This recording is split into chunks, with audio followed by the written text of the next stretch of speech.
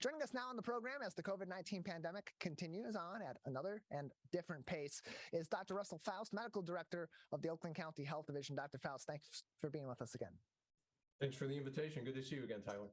Appreciate having you on. So at this time, it seems that the COVID-19 pandemic has once again taken a different turn. It's given us something that's pretty interesting, actually, because the number of cases has somewhat increased, but we aren't seeing as great severity from these cases. However, with the case numbers that have a mounted database, the COVID-19 database in Michigan showing just under 16,000 deaths from June of last year to June of this year, which is significantly more than the previous year.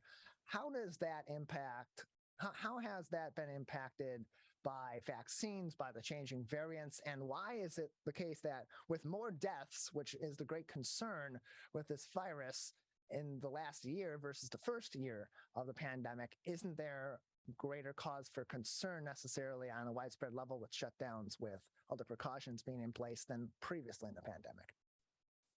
Wow, that's about 10 questions rolled into one.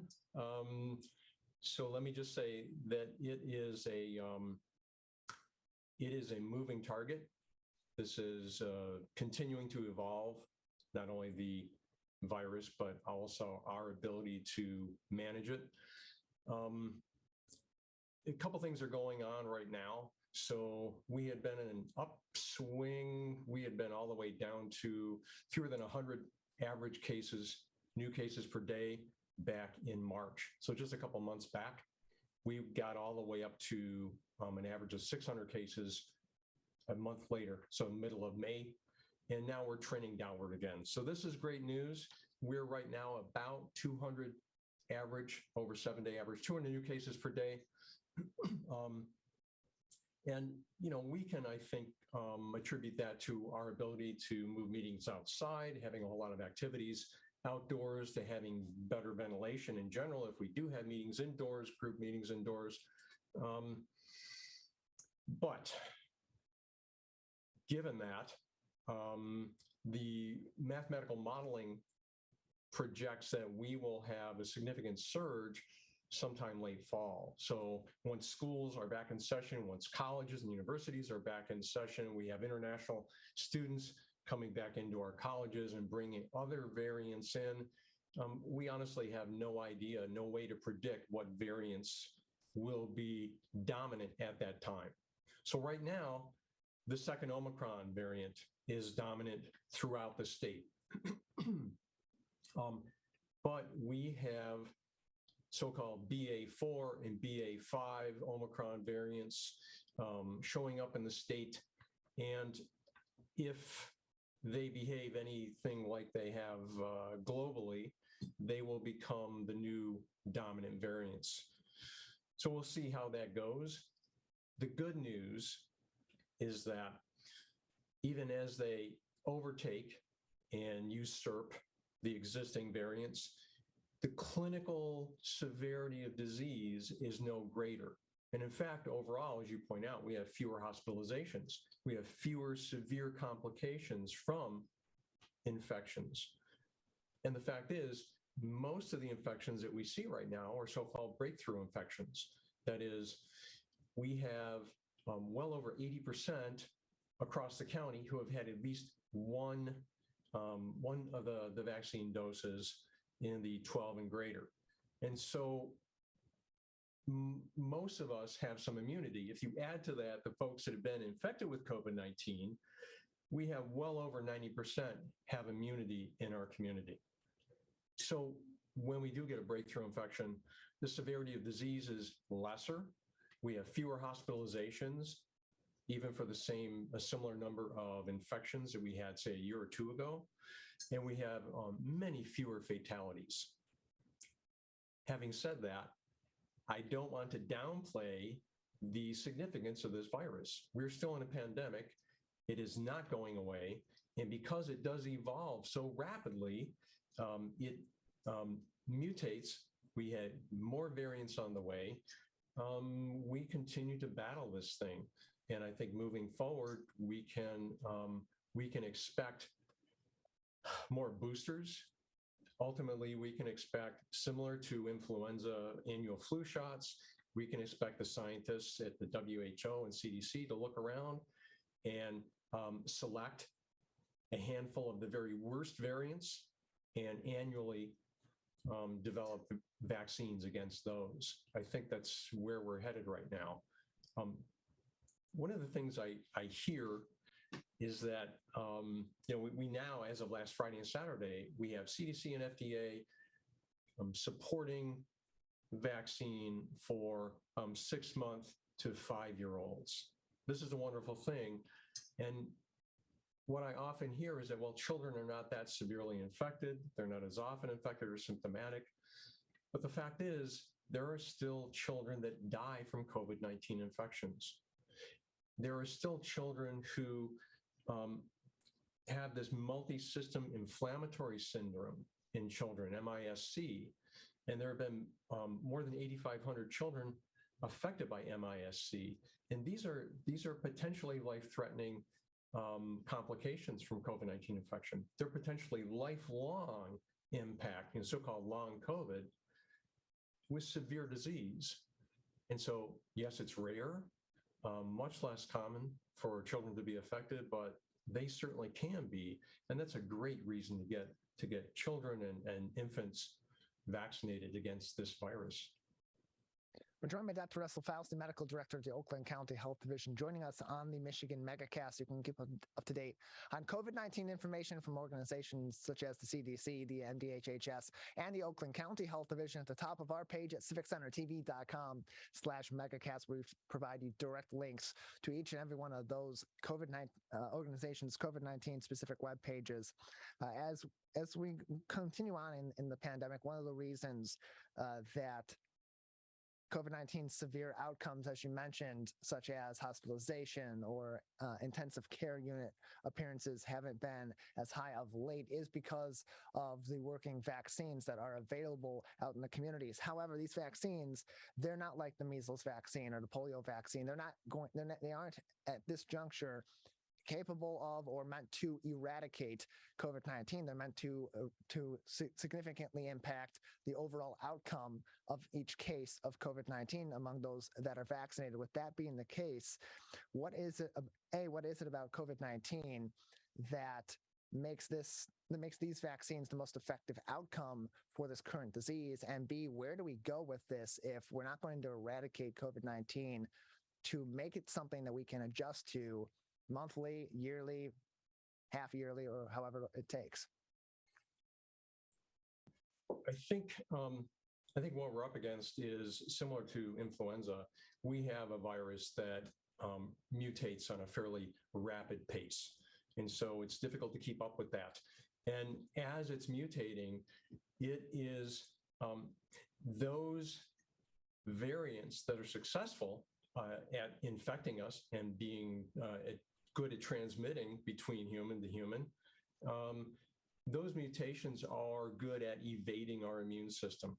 And so the BA4 and BA5 variants that we have coming are actually less affected by the immunity from prior infections or from the vaccine.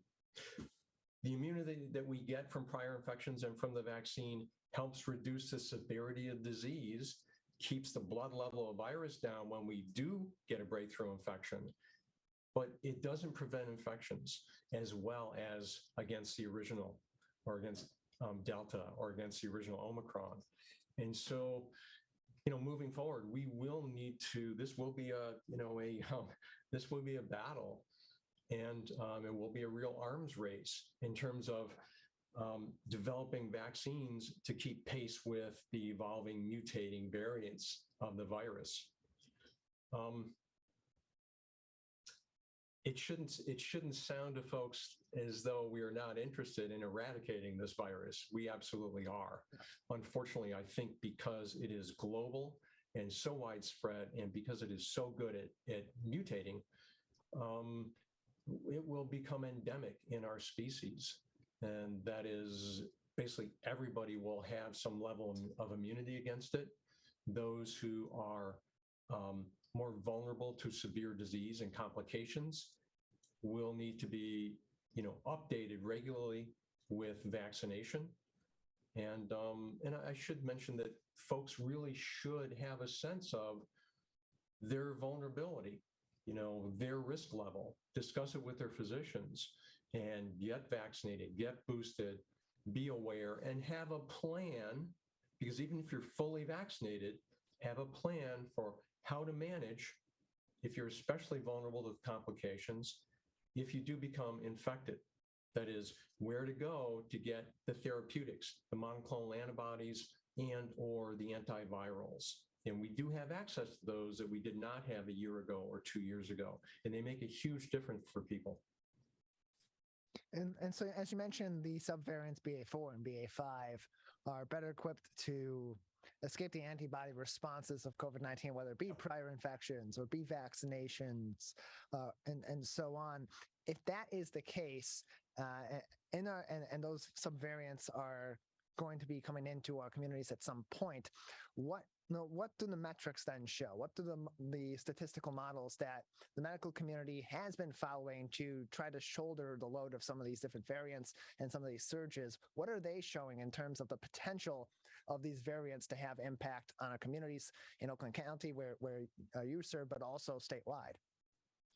So the good news is, again, we do have such a great kind of across the board level of immunity right now. We have a foundation of immunity. Yes, there are pockets of folks that are kind of anti-vaccination and who are especially vulnerable. But in general, we have a very high level of immunity, whether that's from prior infection or from complete vaccination or a combination, because certainly being fully vaccinated does not prevent you from getting a breakthrough infection. But we have such a level now, even though BA4 and BA5 and future variants have some mutations that reduce the recognition by our immune system, there is still recognition. Our immune system, our immunity that we have established now from vaccination does prevent the life cycle of the virus. It prevents it establishing very high blood levels so that, yes, folks are getting infected. They're not experiencing the severity of disease, and they're not being hospitalized, and they're staying alive. I think the mathematical modeling suggests that we're unlikely to experience, at least in the foreseeable future here over the next year, we're unlikely to experience that sort of overwhelming crush of patients into our hospitals from the next surge. That is, there will be positive cases, people being infected, but not with the same severity, not flooding our hospitals.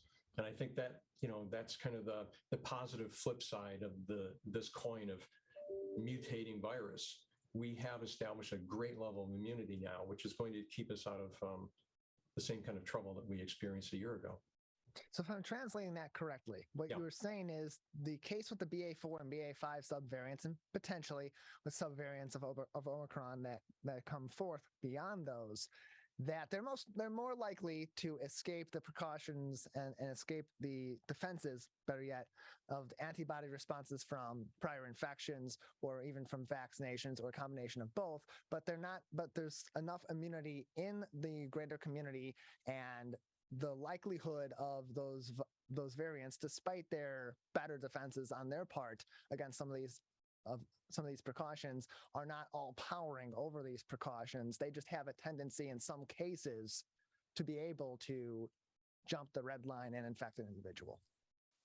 That's a good paraphrasing. I think in general, there are so many antigenic points along the viral protein that our immune system recognizes. Even if they have multiple mutations, so we lose recognition of some of them, our immune system still recognizes sufficient numbers of antigenic sites there that we prevent very high blood levels of viral infection. This is the reason to continue getting vaccinated, even though these vaccines are not made against BA4, BA5, because they're made against viral strains for which we develop an immune response. And despite that not being 100% recognizing BA4, BA5, it still recognizes sufficient sites on BA4, BA5 that it prevents us becoming severely infected and ending up in the hospital and ICU. Enough to provide some defense, but maybe not as full strength defense as previous variants or subvariants. Okay. We're joined by Dr. Russell Faust. He is the medical director at the Oakland County Health Division, joining us on the Michigan Megacast. You can get more information on COVID-19 from the Oakland County Health Division, including localized information if you are in Oakland County or living in Oakland County, as well as from other resources such as the Michigan Department of Health and Human Services and the Centers for Disease Control and Prevention by visiting our website at civiccentertv.com and clicking on our Megacast link. Dr. Faust, on a global level, no one wants to hear about another disease that's being discussed across the world. But it should be referenced that the World Health Organization met yesterday to discuss whether they should determine monkeypox as a global health emergency. Can you explain to our audience just what monkeypox is, the seriousness of this issue within the medical community in Michigan at this time, and even beyond Michigan with discussions regionally and across the country in regards to monkeypox? Sure. Monkeypox is, as the name suggests, originated in monkeys, somehow has jumped the divide and ended up in some humans. Right now, as of June 17th, I don't have for the last couple of days, but as of the end of last week, the monkeypox cases in the U.S. are limited to around 100 cases, so 113 cases so far. So extremely rare. The risk of transmission remains low. So CDC is cautioning that if anyone has been exposed to someone with monkeypox, a known monkeypox case, they should be monitored. But the fact is, as of now, there are no cases in Michigan. Now, because of the media response and the fact that it is associated with a particular kind of rash, an iconic rash, there have been suspected cases, and those have been ruled out by testing. I'm not sure what more to say except that it's here in the U.S., it's an extremely rare event, and virtually all those people have been exposed through traveling or exposed directly to someone who has traveled. We're joined by Dr. Russell Faust, Medical Director of the Oakland County Health Division on the Michigan Megacast. Dr. Faust, another minute or so with you before we'll say goodbye today. Anything else that the people of Oakland County and certainly the people of Michigan should be keeping their focus on regarding COVID-19 or other medical issues or public health issues across the board? No, except to say that if folks, again, I want to emphasize that people really should have a sense of their risk if infected by COVID-19. They should have a plan in place, have discussed it with their physician or their medical team, and really have a sense of where to go if they do become infected with regard to therapeutics, monoclonal antibodies, antivirals. To find out any of that information on that, they can call our Nurse on Call line, and that's 800-848-5533. And thanks again for inviting me, Tyler.